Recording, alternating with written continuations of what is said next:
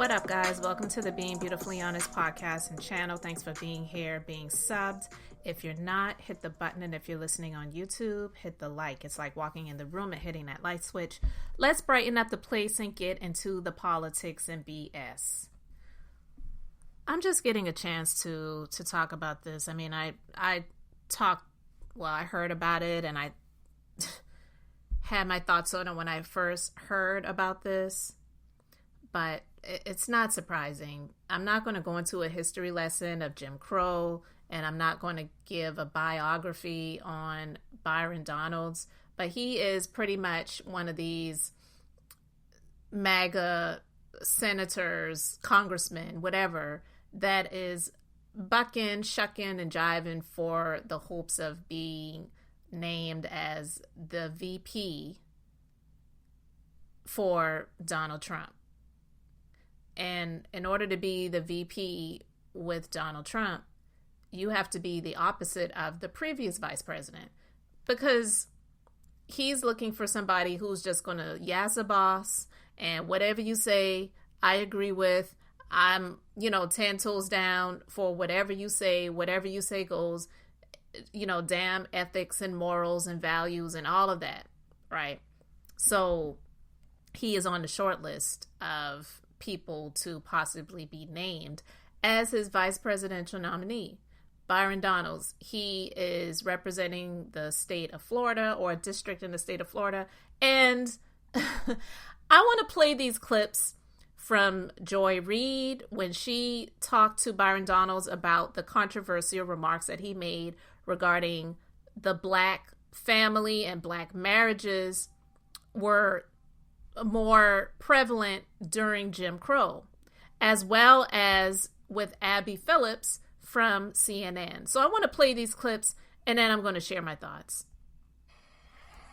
Some recent comments by Florida Congressman Byron Donalds have been condemned by House Minority Leader Hakeem Jeffries, the Congressional Black Caucus, the chairman of the Democratic National Committee, Jamie Harrison, and the president of the NAACP, Derek Johnson, just to name a few.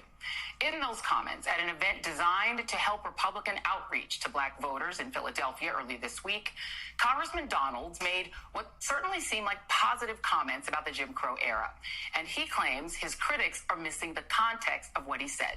So, here's the context. I grew up with my mom. My dad and my mom, things didn't work out. As an adult, I look at my father and I say, bro, I don't know what happened, but you my father and I love you. Wow. I don't know what happened. I wasn't there. Wow. But I'm going to tell you this. Growing up, the one thing I knew I wanted to do, and this is not about my father, this is about what I wanted to do, is I wanted to be a father to myself. Wow. And so one of the things that's actually happening in our culture, which you're now starting to see in our politics, is the reinvigoration of Black families with younger Black men and Black women. And that is also helping to breed the revival of a Black middle class in America. You see, during Jim Crow, the Black family was together. During Jim Crow, more Black people were not just conservative, because Black people always have been conservative-minded, but more Black people voted conservatively. And then H.E.W., Lyndon Johnson, and then you go down that road, and now we are where we are. What's happened in America the last 10 years, and I say it because it's my contemporaries as Wesley's contemporaries, you're starting to see more Black people be married in homes, raising kids. It's when you home with your wife raising your kids, and then you look at the world, you're saying, oh, wait a minute, time out. This does not look right. How can I get something to my kids? It goes back to the conversation of generational wealth. Not just having a job, generational wealth. I I am joined now by Florida Republican Congressman Byron Donalds. Congressman, thank you for being here. We played that lengthy segment. That is what you posted on your social media. The part of what you said that people take issue with is this line, which I'm going to read back to you again. You see, during Jim Crow, the black family was together. During Jim Crow, more black people were not just conservative. Black people have always been conservative-minded, but black people voted conservatively. But it is that during Jim Crow, the black family was together. That's what people have taken issue with. What are they missing? Frankly, what's really happened is that you have, Democrats and you have the Biden campaign, and some of the media want to twist my words for political purposes. The overarching issue is talking just about black families and why you're seeing a trend of black people leaning towards Republicans in this election cycle and probably in election cycles to come. And part of that, is that when you're raising families, raising kids, etc., you're now thinking about all of the public policy issues, all of the economic issues, all of the education issues. And that's leading people to have divergence in political thoughts. That was the only point. The stuff that comes up about Jim Crow and twisting my words, saying I was being nostalgic or saying that Jim Crow was good for black people, that's all political spin. It's a lie. It's gaslighting. And that's truly unfortunate. So here's the challenge, Congressman. You started out talking about your family, talking about your mom, talking about being raised, and you on your own brought up Jim Crow. In fact, you said Jim Crow 3 times for emphasis. It wasn't the media or the Democrats or gaslighters who brought up Jim Crow. It was you. You brought up Jim Crow. So why did you use Jim Crow specifically as your reference? You did that. No one else did that. You did it. Oh, I did. We were having a conversation just talking as, black people in Philadelphia. But if you're going to use the chronological timeline of America before the Great Society and Lyndon Johnson's time period, you had, unfortunately, the Jim Crow era in America. During that time period, the marriage rates of black Americans was significantly higher than any other time since then in American history. So it is a divergence if you're talking about marriage rates in the black community. They have plummeted. And what we've seen recently in America, which is a very good thing we should all celebrate, is that the marriage rates in the black community are rising again. That's good for black families. That's definitely good for black children. It's something I want to see. I'm quite sure you want to see it as well. I'm going to pause it right there for a moment, and I'm going to play a little bit more of it because I want to play the conversation that Abby Phillips from CNN had with him too. So I'm going to put the full link to the Joy Reid Byron Donalds interview in the description box if you want to listen to the entire thing. But this is what is so hypocritical about this dude. And I don't even think that he sees it. He's so obtuse that he doesn't even get it. He talked about when he had that sit down with whoever he was talking to and that crowd about during Jim Crow, the marriage rates of the black families were higher and blah, blah, blah. He talked about how when he was growing up, his mom and his dad, things didn't work out. His dad left.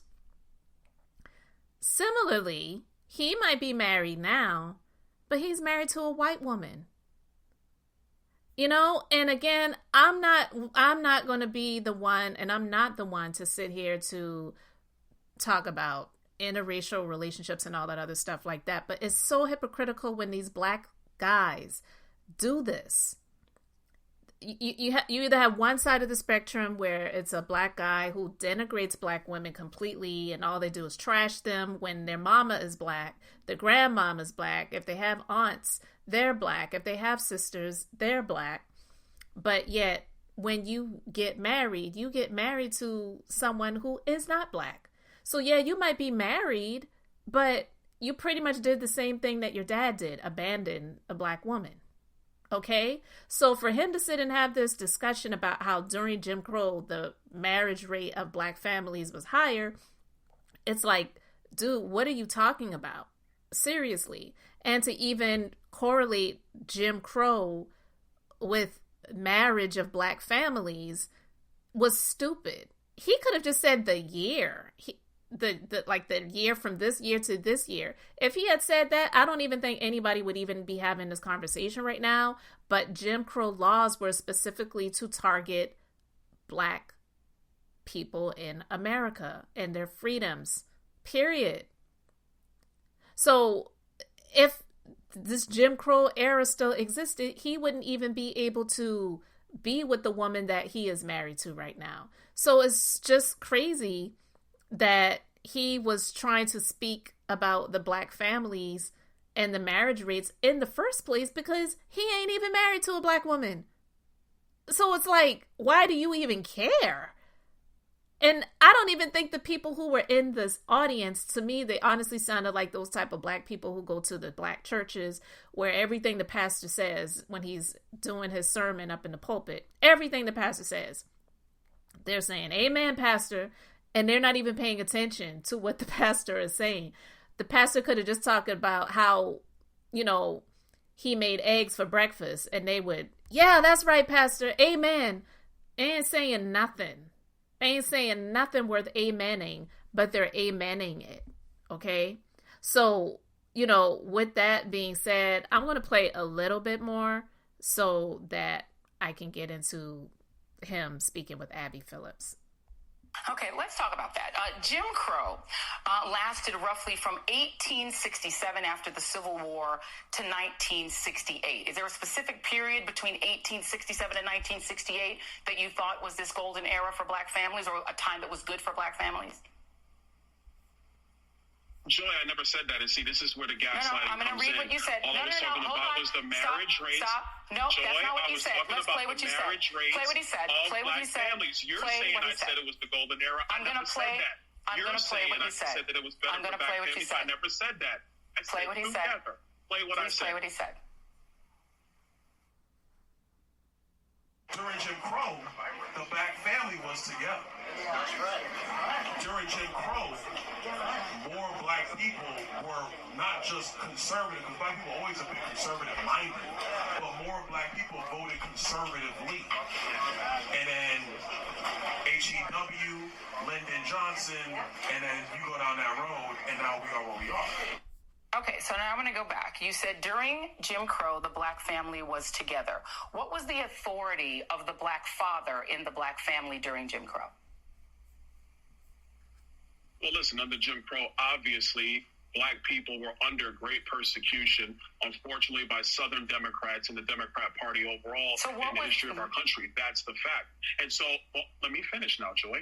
And so having the black man in the home was about first protecting the mom and protecting the kids. Incredibly important. It was the leadership in the home, which is incredibly valuable. And I think what we're witnessing, obviously, the last 30 years, definitely through my generation, is black fathers being at home is incredibly important for the success of black children going forward. And it's not just a black thing, that's everybody. Fathers in home help to breed success for kids moving forward. That is a great thing for our country. That's something that has been proven throughout time.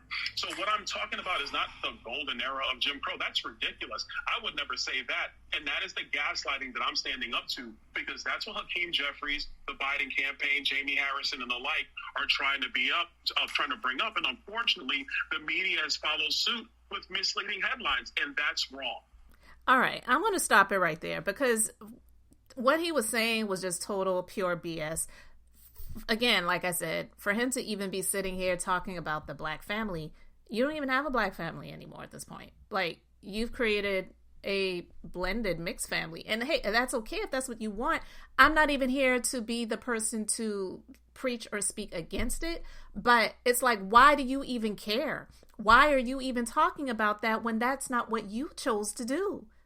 Your dad abandoned you and your black family, and then you abandoned. And the thing about it is, I don't know a whole lot about him, so I'm not here to say that he didn't try or attempt, and black women were just not into him. That's possible, but I digress. This thing that a lot of them do, and I'm not going to go back and forth with anybody about this because I know what the truth is. And I'm not either party, so I preface this statement that I'm about to say with that as well, but it doesn't matter because people hear what they want to hear and believe what they want to believe. But when they say the Democrats, Southern Democrats, the party that he's talking about, they used to be called the Dixiecrats, which actually evolved into what is currently the Republican Party. Democrats did not exist many years ago. It was the Dixiecrats. Okay? And because they have taken a lot of this stuff out of schools, because I got A's in history and civics when I was in school, okay? They have taken a lot of this stuff out of schools because they don't really want people to know the truth. So now you got people out here like Trump, they can just say whatever they want to say. It could be a complete and utter lie, and because it was said, they believe it. And that's it. But I want to play this clip from Abby Phillips and Byron Donalds.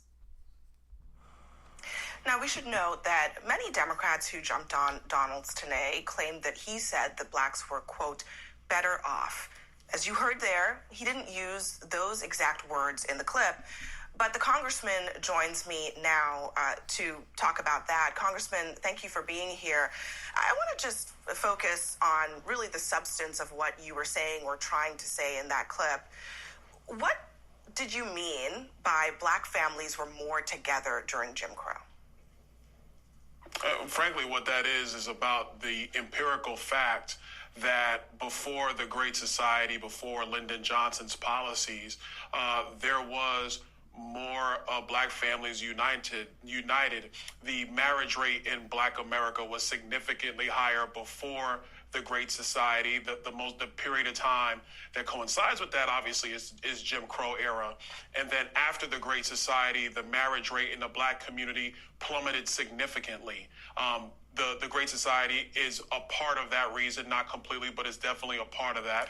And what you're seeing right now in America is a reformation of black families in America. That's a good thing, not only for the black community and for black families, but it's also a good thing for the country. So what was the point of tying together the black family and Jim Crow specifically? I mean, Jim Crow, as you know, was a period of racial segregation, of racial terror. Why would you make that connection? All I was doing was referring to the time periods when you talk about the historical timelines in America and coinciding with black families and what the marriage rate in black families are. The overarching point is obviously talking about what polling shows today, that about 20-25% of the black vote, depending on what poll you're looking at, is leaning towards supporting Republicans and supporting President Trump. The corollary to that is that when you're in a family unit, husband and wife, living together, working together, thriving together, you're raising your kids, your thought process is now talking about building generational wealth. What am I leaving to my children? What kind of... See, and this is what I'm talking about. I'm pausing it for a moment because the hypocrisy of it all, to hear him talking about generational wealth and what am I leaving to my children. And this takes me back to the conversation that I did recently about Dr. Umar Johnson and how, yeah, a broken clock can be right a couple of times a day. And some of these human clocks, meaning these human flawed people who have a lot of issues like Dr. Umar Johnson, they definitely have some points and they speak some things that are true and real. And what Dr. Umar Johnson said was facts. When he talked about how these black men marry people from other communities and what they do when they build up is they leave it to other communities because it's not coming back to your own. So for him to sit and talk about the African American communities and generational wealth and black families and how they were more together. He said they weren't better off, but they were more together under Jim Crow. Well, hell, if we want to take it back, we could take it back to slavery. Now, we know they split the families up and they beat a lot of them up. They killed a lot of them. Tragedy, horror, terror, right? But there were tons of families that they brought over here during slavery times that were together that they split up. So, like, what are you saying? It doesn't make any sense as to what he's saying about they were more together. Because, Negro, you ain't together with a black woman right now to create a black family. So why are you even speaking on it? kind of communities do I want my children to come up in? What are the educational opportunities? What's going on with the economy? How does, and then to a broader level, how does foreign policy and all these other public policy issues flow into that? And so when you compare the terrible agenda of Joe Biden and what that's done to families in America, coinciding with the fact that you are seeing a reformation of Black families in America today, which is an absolutely wonderful thing and needs to continue. My view is it also coincides with a more conservative leaning and a more conservative mindset politically in those families. And that's bullcrap, because see, that's the thing that they try to do with. That's why I hate politics. What he and people like him try to do is they make it seem like only people who are conservative, who are identifying as Republican, or even worse, MAGA, is they believe in family and marriage. But the Democrats, all they want to do is live wild and loose, get freaky, get loose, be out in these streets, and they're not about family and they're not about marriage. And that is an insult to people who definitely are, but they don't identify with the Republican Party or even identify as what they would call conservative, because what they call conservative these days is pretty much a con. So they got the CON at the beginning of it correct, because it's bullcrap.